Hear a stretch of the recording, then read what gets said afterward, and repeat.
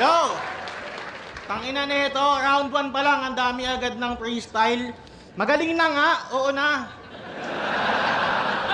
Sinabi na nga, alam na namin. Kung naging Indiano ka lang, Ice, siguro tumbling ka ng tumbling. Pasikat ka, boy.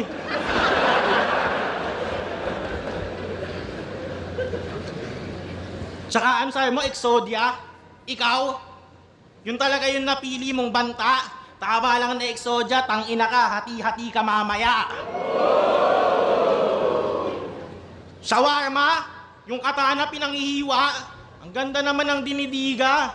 Angas na mga vendor ng shawarma sa inyo, mga ninja. Yo. Ganda, 3 rebat agad dun.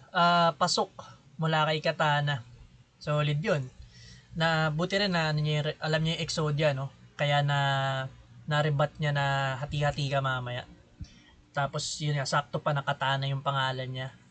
Tapos pinakita niya rin na pinagmukha niya yung bobo yung linya ni Saint Ice dahil dun sa shawarma, tas espada yung gamit. Okay.